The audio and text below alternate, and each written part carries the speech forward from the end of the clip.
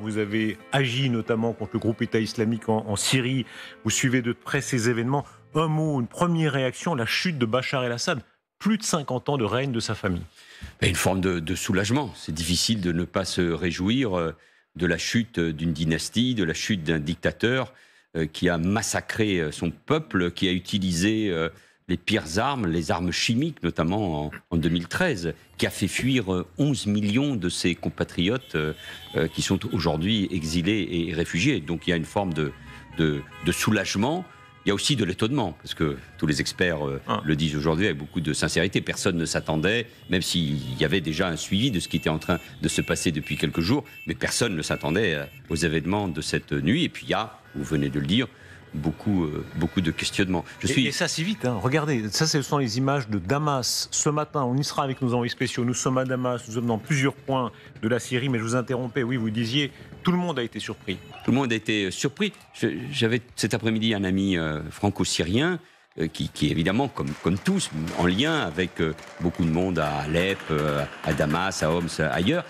Il y a une espérance. Moi, évidemment, je suis prudent. Nous ne devons pas être naïfs. Il y a beaucoup de questions. Vous les posiez il y a un instant.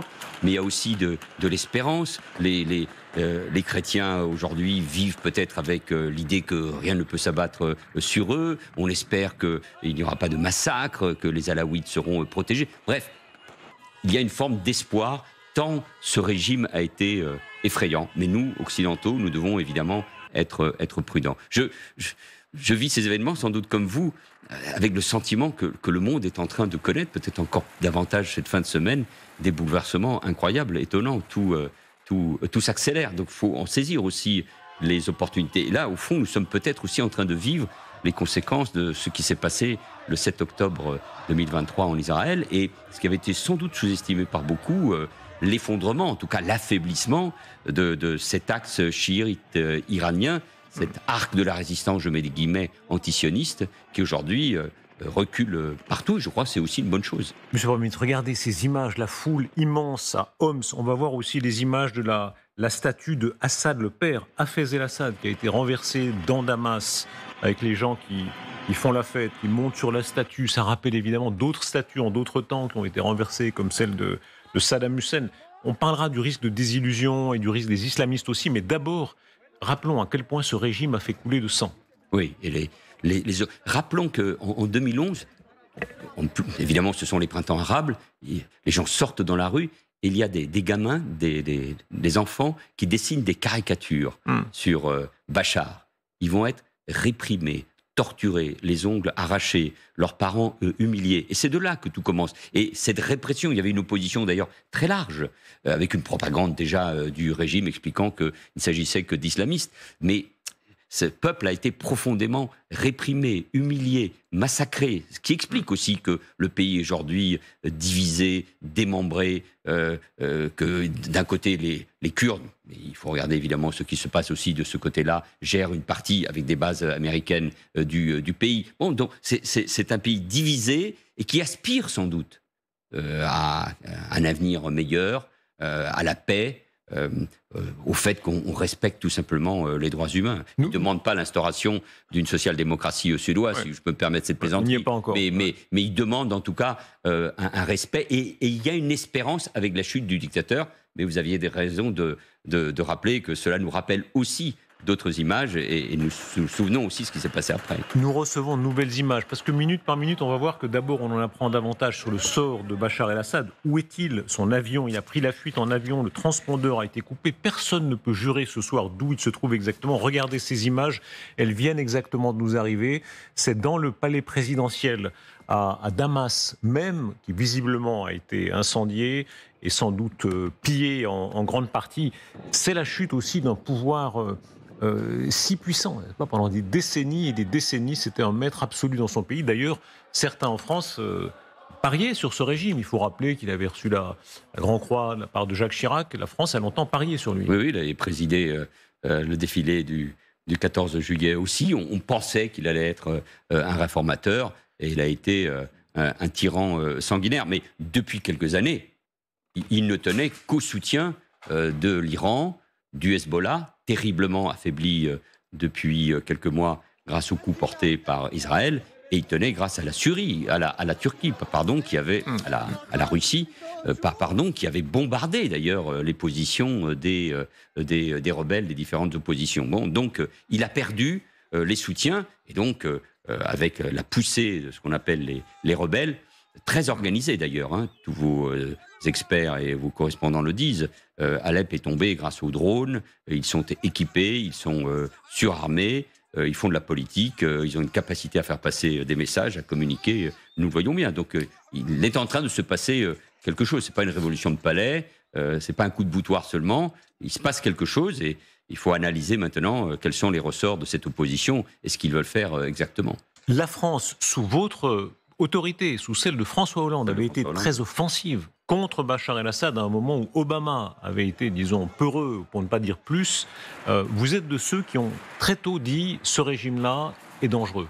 Je dois reconnaître que, notamment au sein du gouvernement, celui qui était très actif dans le soutien à l'opposition, c'était Laurent Fabius. Bon, Nicolas Sarkozy, en 2011 déjà, avait condamné ce régime. Il y a toujours eu en France, soit dans les services de renseignement, soit dans la classe politique, une forme de croyance dans le laïcisme, la stabilité que pouvait représenter le régime du père et ensuite de Bachar lui-même. On croyait que c'était un rempart à l'islamisme. Ou de cet argument-là a tenu très longtemps. Il ne faut jamais oublier qu'en 2011, Bachar ouvre les portes des prisons pour jeter dehors des milliers de militants d'Al-Qaïda. Bon, donc c'était une manière pour lui de rester au pouvoir. Mais nous sommes dans un Proche-Orient qui a profondément changé. Encore une fois, nous sommes en train de voir quelles sont les conséquences de ce qui s'est passé le 7 octobre 2023 et l'affaiblissement de l'Iran. Cela va avoir des conséquences aussi au Liban. Donc, tout ça est à observer avec beaucoup de finesse, sans naïveté, mais en espérant aussi que le monde sunnite, aujourd'hui, se réorganise. Le rôle de la Russie, expliquez-nous bien à quel point ce régime-là tenait en grande partie par l'appui de la Russie. D'ailleurs, on va en reparler tout à l'heure. Une grande question à la base russe qu'ils ont tout près de la Méditerranée. Arthur, il y a un basculement, vous l'évoquiez. C'est quand, à la dernière minute, Barack Obama informe le président de la République, François Hollande, que finalement, il ne participera pas et que nous ne pourrons pas donc bombarder les sites stratégiques du régime de Bachar, qui vient d'employer, c'est la fameuse ligne rouge pourtant qu'avait évoqué le président Obama, qui vient d'employer les armes chimiques contre son peuple. J'ai vu encore cet après-midi des images effrayantes sur ce qui s'est passé à l'été 2013 en Syrie. Et c'est à ce moment-là que les Russes rentrent en jeu, puisqu'ils proposent à Obama de participer au désarmement des armes chimiques du régime. Et ils mettent un pied totalement, ils l'avaient déjà en partie, en Syrie, sur ces deux bases, une navale et une aérienne, qui leur donnent aussi une position en Méditerranée. Ils tiraient les conséquences également de ce qu'ils pensaient être une mauvaise manière qui leur avait été faite au moment de l'intervention occidentale en Libye. Et ils participeront, on a vu des images tout au long de l'après-midi sur votre chaîne, il y a encore un instant, auprès du régime, auprès de Bachar, à la répression, au bombardement. Rappelez-vous de ces images à Palmyre, cette cité historique de la culture syrienne, qui était d'ailleurs une très grande culture, où les troupes russes, Poutine lui-même, paradant au son d'un orchestre. Quel est le danger, paradoxe de la liberté? Évidemment, tout le monde se réjouit. Il y a des scènes, on va le voir tout à l'heure, très belles de gens qui sortent des prisons, des opposants démocrates, ou en tout cas, disons, pacifiques, qui sortent des prisons, qui sont libérés après avoir été torturés dans des circonstances épouvantables. Mais on libère aussi des djihadistes. Sans doute, ceux qui ont accompli cet exploit d'arriver en quelques jours à Damas, pour certains, viennent d'Al-Qaïda, nous le savons, se revendiquent d'un islamisme, même si ils font preuve de beaucoup de modération, en tout cas dans les discours. Donc seuls les faits pourront démontrer ce qu'aujourd'hui ils disent. Nous sommes dans un pays, je le rappelais, détruit, disloqué, où les puissances régionales, notamment la Turquie, l'Iran, même si elle est faible, l'Arabie saoudite agissent, les grandes puissances, les États-Unis ont des bases, la Russie aussi, Israël regarde avec évidemment prudence ce qui est en train de se passer. Le nom du chef des rebelles vient du Golan. Il dit originaire du Golan. Ça veut... Oui, littéralement, c'est l'homme du Golan. Voilà, donc on voit bien ce que cela peut éventuellement éventuellement susciter comme crainte. Et voilà, on le voit ici à l'image. Donc, ce sont des images que nous avons reçues il y a quelques instants. Giuliani, donc le nouveau. Alors, tout le monde se demande à quel point il s'est éloigné de ses anciennes dépendances, puisqu'il faut le rappeler, il avait été l'envoyé de Baghdadi pour fonder le groupe État islamique en Syrie. Il s'en était détaché, il s'était rapproché d'Al-Qaïda, il a été adoubé par Al-Qaïda. Ensuite, il s'est éloigné aussi, mais enfin, il est quand même d'une mouvance djihadiste qui a tant de sang sur les mains. Oui, et de l'autre côté, il y a forcément la volonté, ce qui n'a pas pu être fait en 2011-2012, de rassembler une opposition autour, puisqu'ils ont changé de drapeau. Ils abordaient le drapeau syrien, ils avaient le drapeau de la révolution mondiale islamiste. Là non, là c'est autour d'un projet, en tout cas d'une résistance nationale, et qui vise à regrouper toutes les forces d'opposition.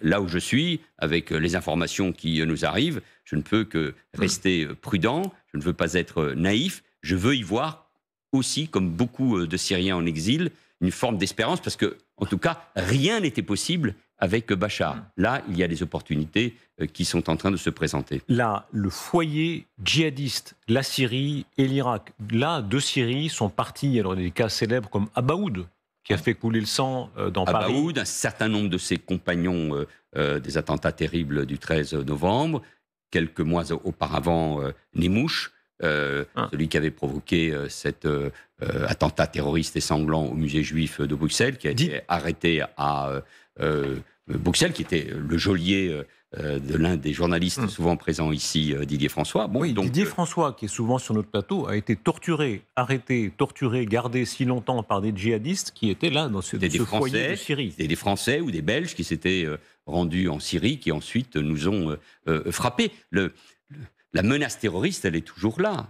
Daesh, l'État islamique, toujours présent en Syrie. Et puis nous savons qu'il y a aussi une forme d'État islamique qui s'est constituée en Afghanistan. Est-ce que la France, par prévention, doit veiller que aucun de ces djihadistes, aucun Français notamment, quand ce sont des gens qui ont trahi la France, leur pays, pour aller combattre pour le groupe État islamique, pour qu'aucun d'entre eux ne revienne en Europe? Moi, je n'ai aucun doute que nos services de renseignement, extérieurs et intérieurs ou militaires, sont extrêmement prudents. Le renseignement est présent aussi, évidemment, dans ces pays pour éviter, pour prévenir tout attentat. Ces menaces existent, surtout dans ces moments de basculement. La situation est très différente de celle de 2011. La Syrie était un bloc, sous un régime terrible, une dictature. Aujourd'hui, c'est un pays, encore une fois, détruit, disloqué, avec des partis qui sont gérés, non pas par le pouvoir central, mais par les Kurdes. D'ailleurs, moi j'appelle aussi au soutien aux Kurdes dans ce moment-là, puisque on sait que la Turquie est évidemment dans ce jeu-là. C'est tout le paradoxe. Les Kurdes soutiennent cette opposition, ces rebelles qui eux-mêmes sont soutenus par la Turquie qui a comme ennemi les Kurdes. Donc nous voyons bien, nous sommes dans une très grande complexité. Est-on trop naïf sur le retour de ces djihadistes? Didier François, qu'on citait, dit souvent, attention, on laisse revenir des gens en croyant qu'ils se sont amendés. En réalité, quand on est allé jusqu'à combattre pour un groupe hostile, traître à son propre pays, dans un pays étranger, c'est quand même qu'on est allé très loin, disons, dans le fanatisme. Par expérience, je ne peux pas être naïf face au terrorisme, et je suis toujours très sceptique sur la capacité, notamment, je pense au retour des femmes qui ont des volontaires, qui ont participé d'une manière ou d'une autre à ces actes terroristes. Je suis toujours très sceptique quand on leur permet de revenir, même si pour beaucoup d'entre elles, elles sont aujourd'hui détenues. Mais ne soyons pas naïfs. L'idéologie islamiste, j'ai souvent eu l'occasion de vous le dire, a un projet de long terme et vise à frapper en permanence l'Europe et l'Occident.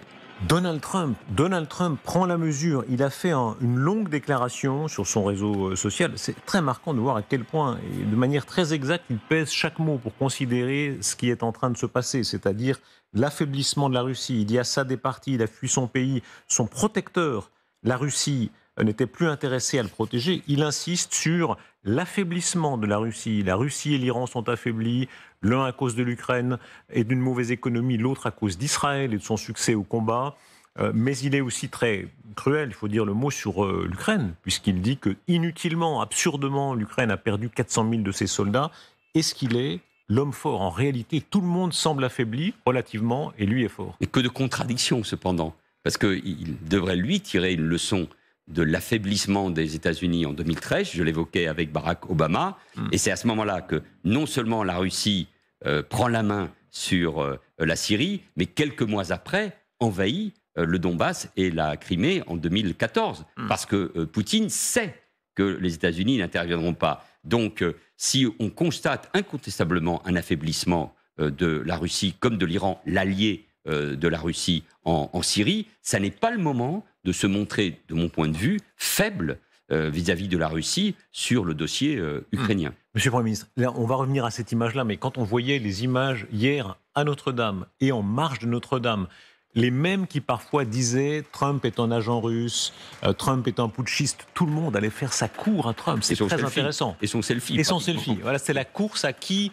allait se soumettre au nouveau maître. C'est le président. Oui, mais c'est le président. Le Polonais, non. Le Polonais, il a toujours été, au fond, très déférent à l'égard de Trump. Mais certains autres, on ne les citera pas tous par charité, en l'occurrence chrétienne, puisqu'on est à Notre-Dame, mais certains vraiment se sont précipités pour. Oui, mais celui qui a été massivement applaudi en rentrant au sein de cette cathédrale magnifique restaurée, c'est le président ukrainien, c'est Volodymyr Zelensky. C'est le président élu et bientôt en place, après le 20 janvier, de la première puissance mondiale.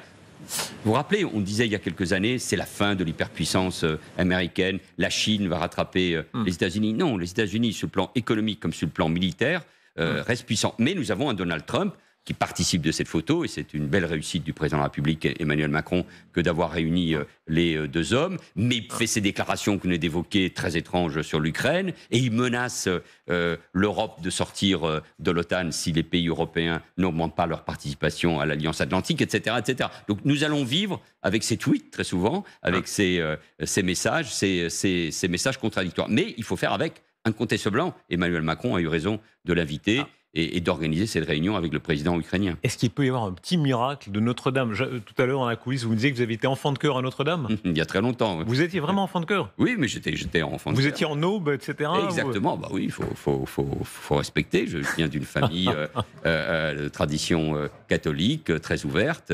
Et j'ai vibré hier. Moi, j'ai pas pu y aller parce que j'avais un événement personnel. Mais au fond, il se passait quelque chose hier dans notre pays, non ? C'était à la fois on était content de revoir Notre-Dame, d'avoir ce symbole de la chrétienté, du catholicisme, mais aussi de notre patrimoine, de notre culture, de notre littérature, briller ainsi. Et donc, on a envie d'espérer. Mais entre reconstruire une cathédrale et reconstruire un ordre mondial, un ordre européen et un ordre moral et civique dans notre pays, il y a un pas qu'on ne saurait franchir en quelques heures. Bien joué Emmanuel Macron, bien joué le président de la République. Il a réussi ce pari. Peu pensaient que c'était possible. De reconstruire Notre-Dame en 5 ans. Est-ce qu'il reprend la main ? Est-ce que même dans le domaine intérieur, ça va lui redonner un peu d'arguments pour... là, c'est l'urgence de trouver un gouvernement ?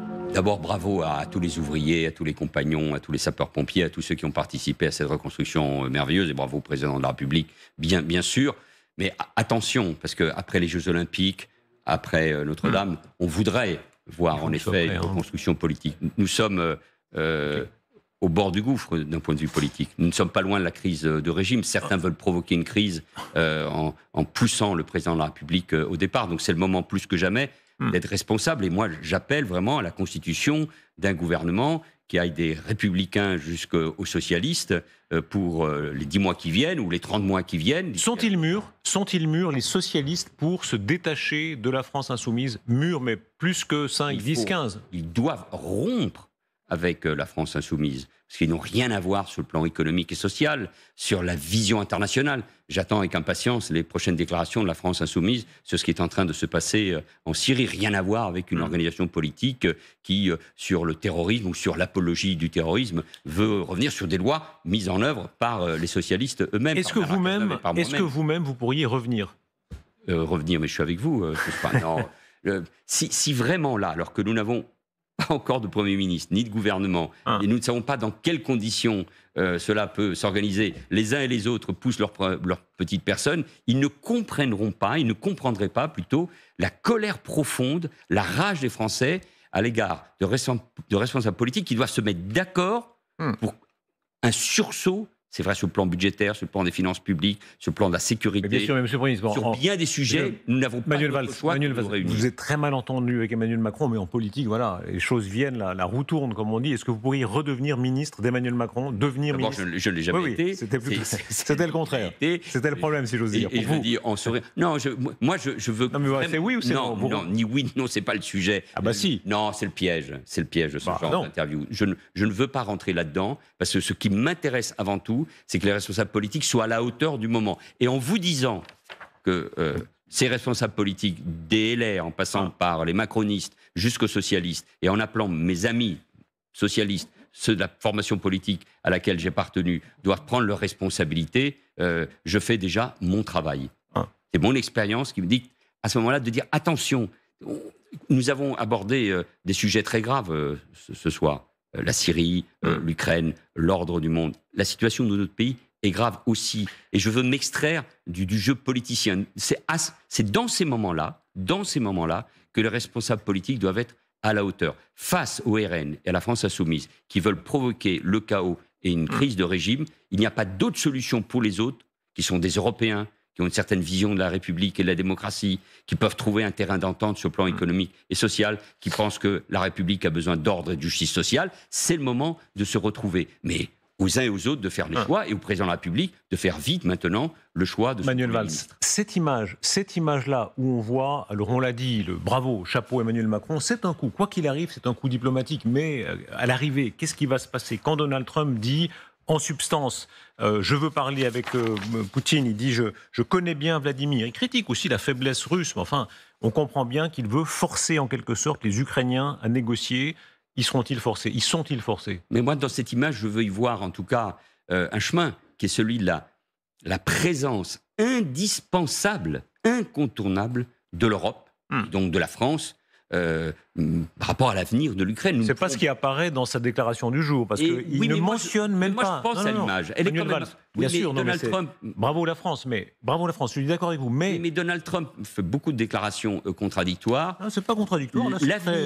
L'avenir de l'Ukraine, c'est notre avenir. Et l'avenir de l'Europe passe par l'Ukraine. Donc nous devons être présents dans le soutien à l'Ukraine, sur le plan économique et militaire, et si demain il y a des négociations. Mais ces négociations vis-à-vis de Poutine, elles ne peuvent se faire que dans un rapport de force positif pour nous. Si on lui cède, Donald Trump aura montré de la faiblesse.